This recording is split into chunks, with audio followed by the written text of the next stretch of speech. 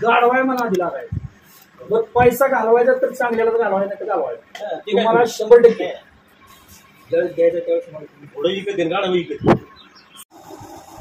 माझ्या स्वतःच्या शेडवरील शेड कसं असावं, मेंढीपालन कसं असावं, शेळीपालन कसं असावं याची माहिती माझा मुलगा मयूर भैस सर, थोडक्यात मयूर सर म्हणा, हा लांबून येणाऱ्या व्यक्तींना कशा पद्धतीनं शेडची आणि कशा पद्धतीनं खरेदी विक्री करायची याची माहिती देत आहे. ते पहा, पुढे ऐका. आणि तुमच्या काही शंका असतील तर आपण डायरेक्ट फोन नंबर दिलेला आहे त्याच्यावरती कॉन्टॅक्ट आपण करू शकता. ऐका पुढे.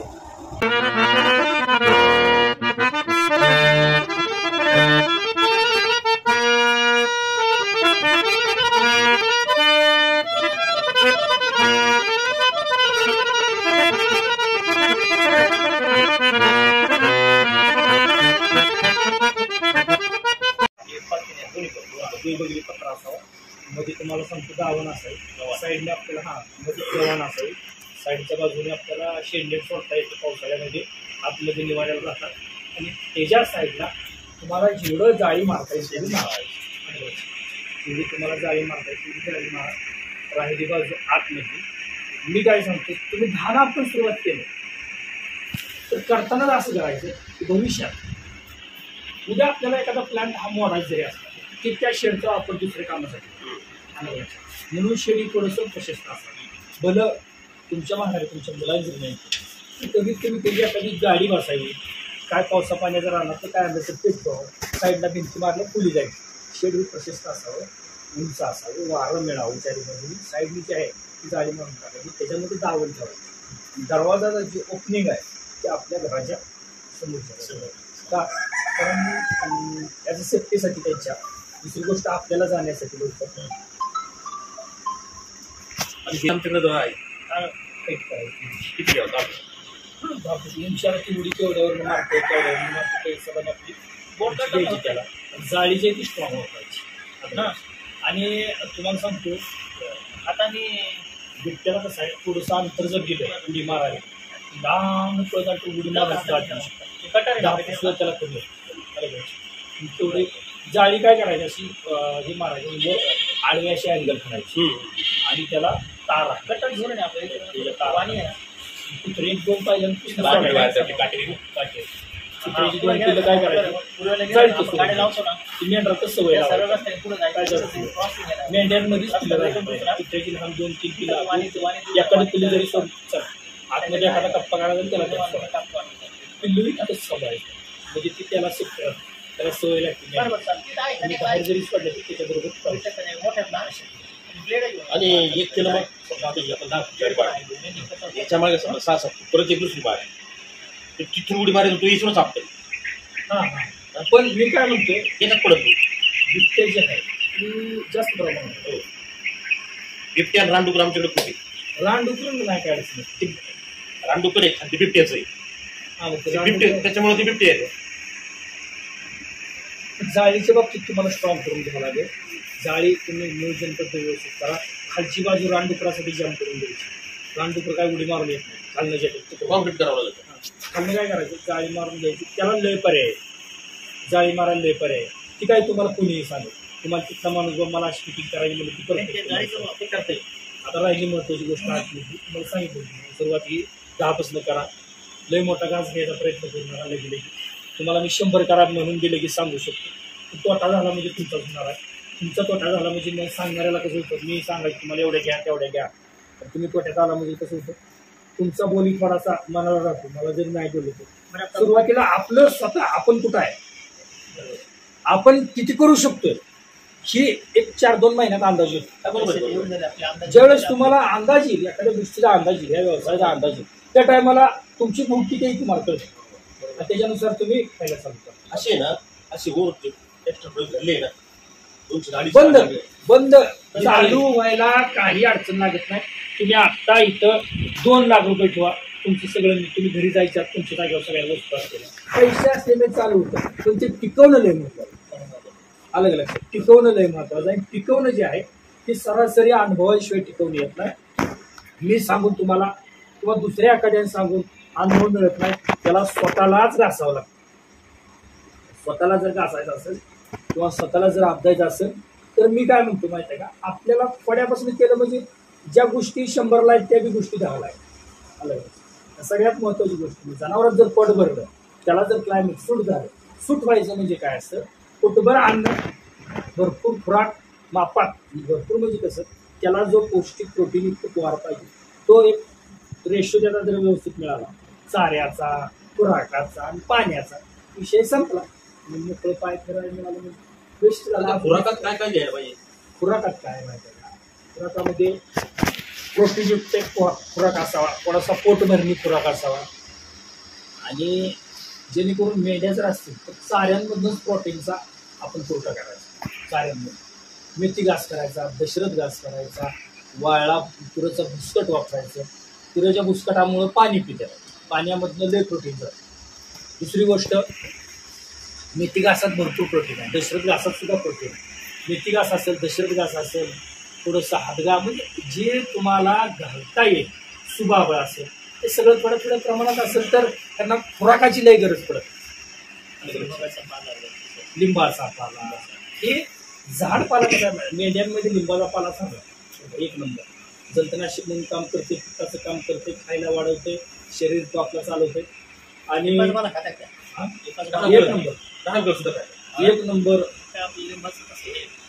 एक नंबर टॉप क्वालिटीला लिंबाचा पाला. आणि मी खुराक कोणता म्हणतो, चारा व्यतिरिक्त आहे ना, पेंड आहे, त्यानंतर हरभऱ्याचं काही काय करायचं,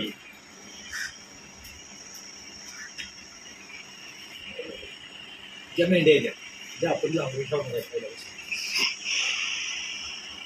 शेणपेंट त्यांना वापरायचं.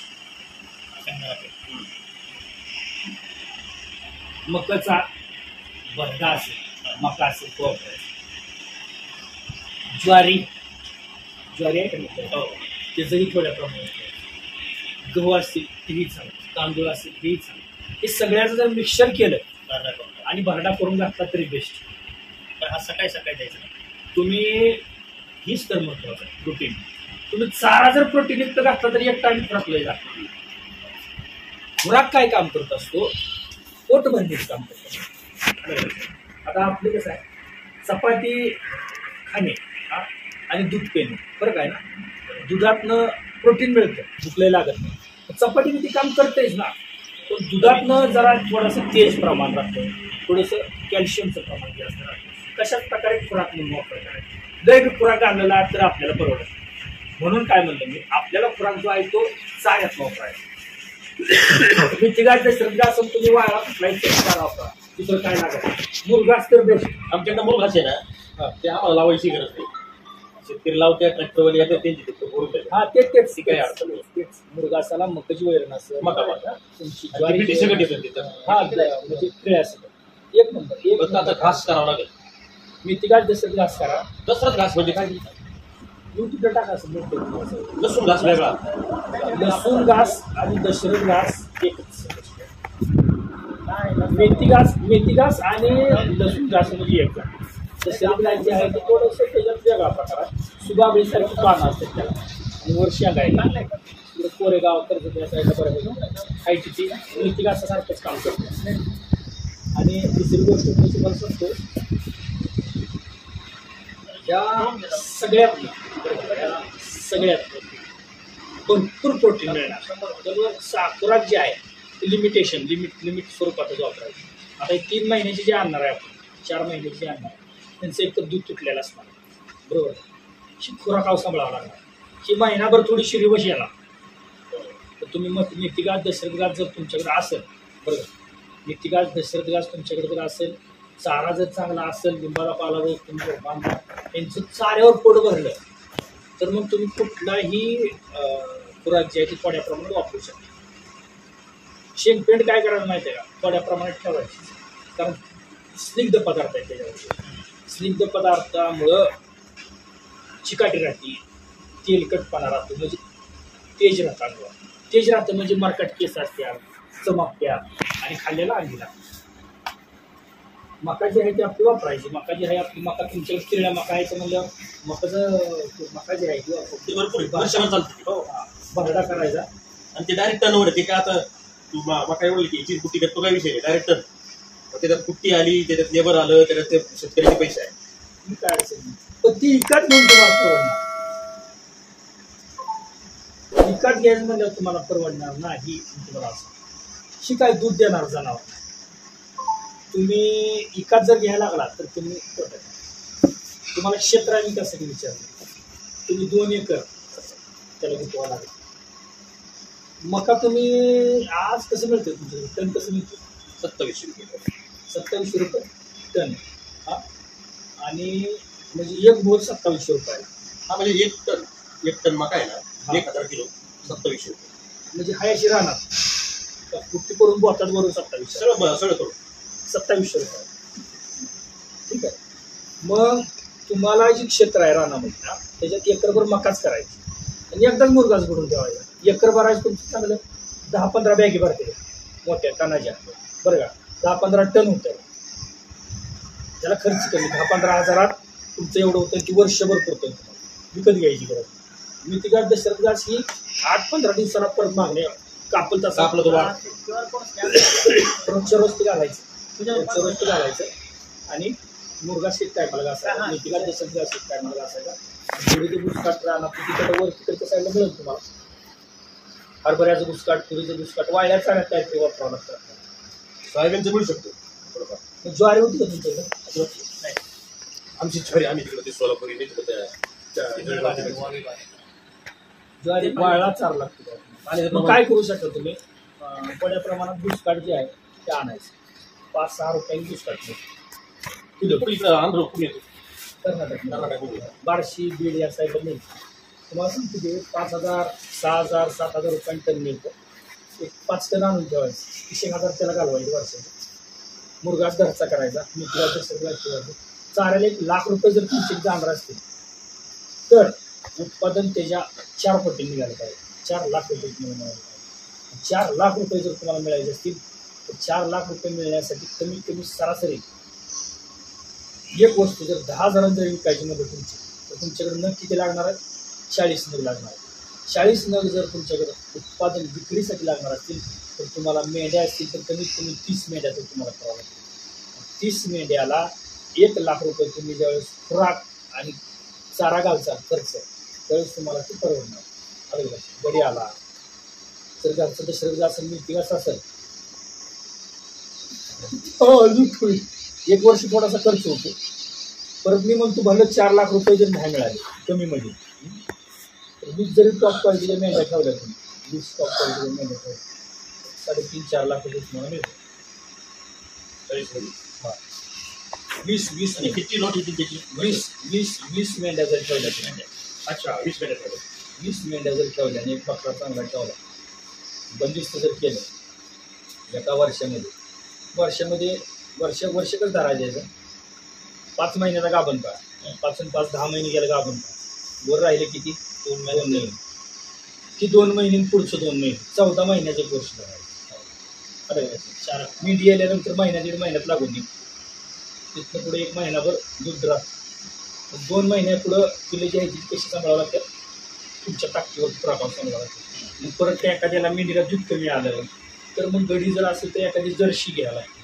जर्शीच्या दिवसात 7-8 लिटर सकाळी लिटर संध्याकाळी दूध मिळालं तर अजूनच बेस्ट. तुमचा चाऱ्याचाच खर्च वाचला. दूध जर असेल किल्लांना नुसतं किल्लांना पाजत राहायचं. 4 महिने इकेपर्यंत दूधच बंद करायचं. 4 महिन्याचं दूध पाजलेलं किलो 10,000 एकूण मिळतं. तुम्हाला त्याला खुराक घालावा लागत नाही, चारा घालावा लागत नाही. मेंढी फक्त चाऱ्या खुराकाला सोडवायची आणि दूध जी कमी पडेल ती वरण दूध पाजायचं. एका जर्शीला खर्च म्हणजे लय नाही. कोकरात तयार केलेलं पाहिजे कसे करतात पोखरीच्या तयार करणं म्हणजे मेंढ्या हे करून तयार करणं चांगलं की फक्त घेऊन आपले पत्र घ्यायचे कोकरं आणि 2-3 महिने घेऊन विकायचे. तुम्हाला तुमच्याकडे बघून तुम्हाला ही व्यवसाय योग्य वाटणार. तुम्ही ती झंझटच करणार का? लॉंग टाईमचा विचार करा. शॉर्ट टाइम व्यवसाय झाला. कुणी करावं माहिती आहे माझ्या किस्से तुम्हाला सांगतो. तुमच्या 20-30 मेंढ्या आहेत, त्यांचं उत्पादन चालू आहे. तसं येते त्या पेते त्या त्यांची चालू जायची. पण आता काय अडचण नाही. मेंढी खाली किलो पेत्या. मेंढीला शेळ्यानं धरावं लागत त्याची तुम्हाला सोडलं की बघा त्रास नाही. दुसरी गोष्ट, करत असताना तुमचा चारा शिल्लक आहे, गडीने म्हणतात आणा की 10 बकरी आणून 10 बकरी आणून सोडा. 10 बकरी आणून सोडायचे आणि त्याला मग एक्स्ट्रा खर्च चालू करायचा. 10 बकऱ्याला खर्च किती झाला तुमचा? सरासरी 10 बकऱ्याला खर्च झाला आणायला 6-7 हजाराची. बरं कसं आहे माहिती आहे का, घेतानाच वस्तू टॉपची घ्यायची. म्हणून तू 7 तिथं 7 जाईल. 7 हजाराची वस्तू घ्यायची, सांगितलेल्या वाहनाची वस्तू घ्यायची, तिला खर्च करायचा. ज्याची कॅपॅसिटीज उत्पादन तेवढं द्यायची नाही, तिच्यावर खर्च करू नको. आलं बघा, तुमच्या त्या गाडीमध्ये किंवा त्याच्यामध्ये तेवढी ताकद पाहिजे, तेवढी माणसं घेऊन तेवढं स्पीड तिनं धारण करायचं. तुम्ही त्या क्वालिटीची 7-7 हजाराची बकरी घेतली, घरी एकाच जर्शी असेल, दूध रोज 5 राहिला सुद्धा, परत तिला चारा दिला, 3 महिन्यात 15 हजार. 70 वाढले. 70 हजारातले 30,000 रुपये तुमचा खर्च जर गेला तरी 4 महिन्यामध्ये महिन्याला 10,000 रुपये पैसे दिले जातात. वर राहिलेले मेंढ्याचे पैसे प्रॉफिट असतात. आता आपल्याला 10 घ्यायचा त्यासाठी कुठल्या यायचं आहे? जात कसं आहे तुमचा? बाजार कुठला? सुंदर जातो बाजार कुठला? आमच्याकडे मेंढ्यांचा बाजार नाही. मेंढ्यांचा बाजार आहे. मेंढ्या आमच्याकडे शेळ्यांचा आहे. शेळ्यांचा आहे. शेळ्यांचा बाजार कुठला आहे? सिन्नरला आहे, वरंगीला आहे. पुणे किती लांब आहे? तुम्हाला लांब आहे 200 किलोमीटर. पण मेंढी भाव आमच्याकडे कुठंच नाहीये. शेळ्यांचा आहे बरं. पण मेंढरावले भरपूर आहे. ते आपले गावरान आहे. मेंढर आहे गावरान जे आपण सोडतात ते ना, ते कुठे विकतात? ते मार्केटमध्ये विकतात. पण ते मला वाटतं असं शेळी बाजारात विकतात ते. पण असं फारसं क्वांटिटी नाही. मध्ये काय त्याच्यात जुनर आहे, तू विकायचं मी जी असते ती नाही तसं नसतं. ती तुमच्याकडे मेंढर जर असते तर बाजारला घेऊन आहोत. आणि पण काय झालं आमच्याकडे आता फार मेंढर राहिले. काय होतं त्यांना चारायचा प्रॉब्लेम होतो. शेती सगळ्यात बागायची आली, कोणी घुसतेच नाही मध्ये. त्याच्यामुळे ते फिरवायचे कुठं हा प्रश्न. असं आहे मालरान वगैरे इकडे फिरवायचं आणि मग तो सही आपल्याकडे नाही असं. त्याच्यामुळे कमी झाले मेंढपाळ आता. आवडे म्हणजे संख्या नाही कमी खूप कमी झाले त्यामुळे. तुम्हाला एक सांगतो, मार्केटचा कसा विषय असतो की तुमच्या मटणाची दुकान आहे भरपूर मटणाचे आहे ना. तुमच्या इथे बोकडच कापला जातो. बोकड बकरं चालत नाही. हे चालत मेंढी आहे. नाशिकमध्ये चालतात. बरं. म्हणजे मेंढी म्हणजे बोलायच ना. नाशिकमध्ये दोन्ही पण चालतो. पण आमच्या तिकडे आहे ना, आपला जो भाग आहे कोपरगावचा, तिथं बोकडे. नाशिक किती तुमच्यावर? 7 किलोमीटर. नाही अडचण येऊ शकत तुम्हाला. 7-5 किलोमीटर तिथे होऊ शकतो. एकदा त्या व्यापाऱ्यांना माहीत झालं म्हणजे आपण ते घरी येऊन असताना माहीत झालं. डॉक्टरचं काय डॉक्टरचा विषय कसा? डॉक्टरच काय होता पण आधी काय करा तुम्ही? साध्या मेंढ्या डॉक्टर तुम्हाला साधी पिल्ला आणा. मग डॉक्टरला पण डॉक्टर तुमचं लाडवाय. डॉक्टर साधा खेळणार, पैसे जाणार आणि माझ्याकडे 2 डॉक्टर त्यातला एक गेला, एक राहिला नाही. टेम्परेचर हाय असतं. तुमचं नाशिक बी असलं तर तिथे बी टेम्परेचर होतं. तुम्ही आधी काय करा? सट दाखवून साध्यामध्ये कोणत्या साध्या आणायच्याच नाही. तुम्हाला घ्यायचंय का होता सांगा. तुम्हाला बाजार सांगतो. 2 गाडवाय म्हणा आधी लागायचं. बरं पैसा घालवायचा तर चांगल्याला घालवायचा का घालवायचा तुम्हाला 100% जर घ्यायचं त्यावेळेस तुम्हाला पुढे विकत गाडा विकत सुचवा. बरं त्याला बी घालायचं आहे. मी काय म्हणते त्याला बी घालायचं आहे, ह्याला बी घालायचं. त्या प्रकार आहे. आता इथं आपल्याकडे 2 घ्यायचं वाटतं. 2 आठपाडी आहे. 8पाडी जर असेल 8पाडी जवळ हा 30 किलोमीटर आठपाडी आहे. तुम्हाला अकलूज आहे. दररोज बाजार असतो. 8 शनिवारी असते आठपाडी असते, सोमवारी अकलूज असतं. तुम्हाला ज्यावेळेस घ्यायचं आहे त्यावेळेस तुम्ही मला जर तुम्हाला इकडे घ्यायचं आहे, तुमची जर वाहन एखाद्या कंपनी जर असेल का नाही लय बारीक काम किती किलोमीटर अंतर आहे तुमचं? 300-350 घालायचं. 350 आहे का? लय झालं. पुण्याला तुम्हाला किती पडतंय? 200-200. पुण्याला भारी मार्केट विकायला तुम्हाला. अरे विकायला घ्यायला आता आपल्याला. घ्यायला तुम्हाला इकडे घेऊन जाईल. घ्यायला तुम्ही थोडंसं काय करा, घ्या कुठं थोडंसं पुढं अंतर वाढणार आहे. आणि ती जी हैदराबादी ती गाडी विजापुरी विजापुरी सगळं मिळतं तुम्हाला आपल्याला. तिथेच मिळतं. सगळं सगळं मिळतं. त्या घेतल्या चालेल का सॉरी 10 कुठल्या कुठल्या? विजापुरी मार्केट क्रॉस विजापुरी माडग्याळच सांगतो. तेच त्याच टिकू शकतंय, बाकी टिकत नाही तुमच्यापाशी. तुम्हाला माझा सल्ला देण्याचा उद्देश काय? त्यात आम्ही काय करतो एकदा शेडने सगळं करून घेतो. शेड, मग तुमच्या पाट्या जागा. हो. तुमची जागा, जागा. जागा. तुम्हाला पिल्लं घ्यायच्या टायमाला मला सांगा. नसेल तुमच्या तिथं भागात जवळपास तुम्हाला जमीन राहील, त्यांची 1 4 2 10 पिल्लं घ्या, काय अडचण नाही. ती पिल्लं वाढवा. त्या त्याच्यात गावरान असतात ना, त्या क्रॉस नसतात. गावरान असते, ती साधी असते. हा. आपण चांगले मिळतं टाकू आपल्याला नाही म्हटलं. माहिती दिलेली सरांनी दिलेली माहिती, जर मयूर सरांनी दिलेली माहिती सर्वांना आवडली असेल तर लाईक करा, सबस्क्राईब करा काय, आणि फोन नंबर दिलेला आहे त्याच्यावरती काय अडचण असेल ते आम्ही दुष्काळी पट्ट्यात आहे, म्हणजे ही तारेवरची कसर नाही. आणि सत्य परिस्थिती काय आहे आमच्या शेडवरची दुष्काळी पट्ट्यामध्ये. 10 मिनिटं फक्त मोटार चालते आमची, त्याच्यावरती आम्ही नियोजन कशा पद्धतीनं करतो हे तुम्ही प्रत्यक्षात ऐकलं. व्हिडिओ ऐकल्याबद्दल सर्वांना धन्यवाद देतो. रामकृष्ण हरी, विठ्ठल केशव.